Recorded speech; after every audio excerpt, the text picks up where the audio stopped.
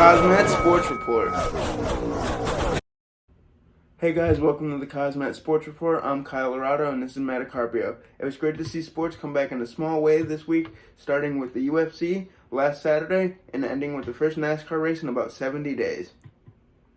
Let's get into this week of sports. Well, the week did start off with UFC 249 last Saturday in Jacksonville, Florida. It was a stats card. The prelims started with a crazy welterweight rematch. Vicente Luque facing Nico Price. These two gunslingers threw everything at each other until an early doctor stoppage in the third round.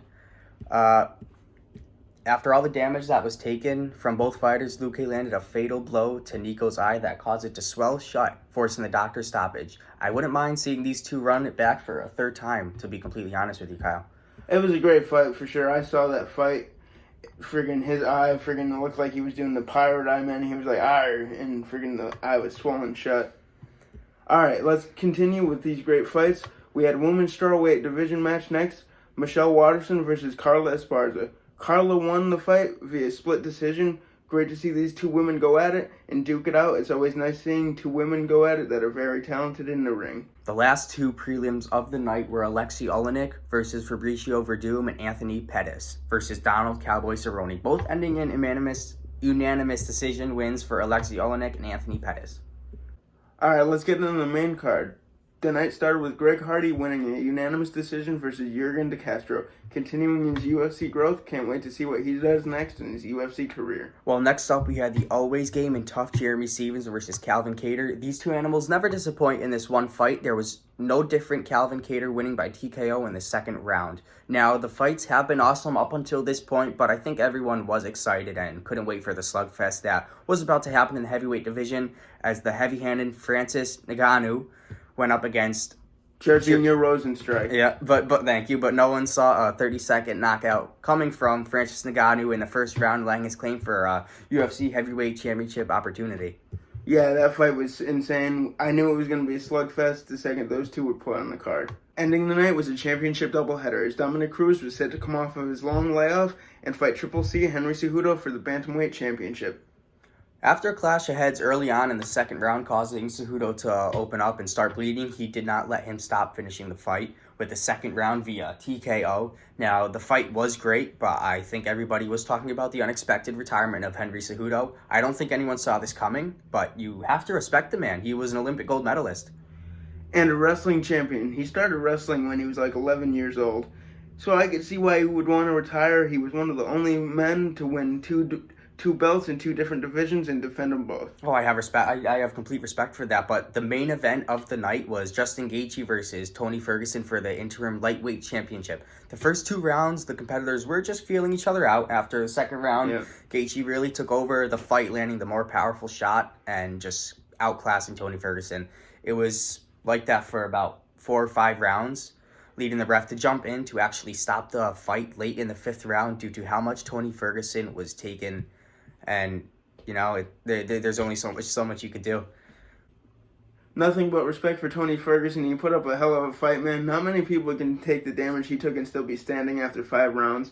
I think we know what's next for Justin Gaethje. That's a fight to unify the UFC lightweight belts with Khabib Nurmagomedov. Now, I would say that is a perfect way to start back up live sports. The UFC wasn't done there quite yet, having 2 more events in the week, one on Wednesday and one on the following Saturday. Wednesday nights were pretty awesome, so here were your main card winners.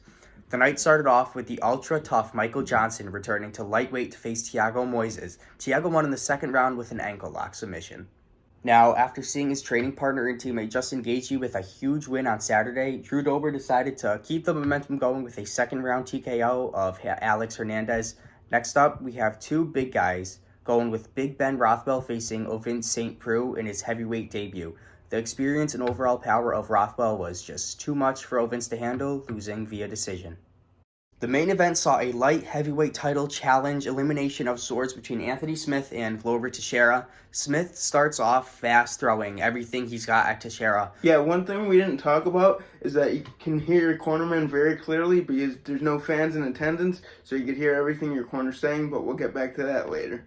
You know, and Smith gassed out in the middle of the second round, and Teixeira really took over, dominating the fight, almost finishing in the third and fourth round, ultimately finishing the fight in the fifth round with a fifth round TKO. I mean, many people didn't believe. it was a domination. Many people think that the fight should have been stopped earlier. They blame the corner all the way around, saying that they should have stopped the fight way earlier than they did, and that they caused their fighter to gas out, yelling as many instructions as they did. It was certainly tough to watch. The UFC decided to finish the triple header in Jacksonville on Saturday with the heartwarming return of Walt Harris. It was certainly great to see him return. Unfortunately, after his daughter Anaya was murdered and kidnapped in October. Yeah, she was only 19, so our thoughts and prayers go out to the Harris family.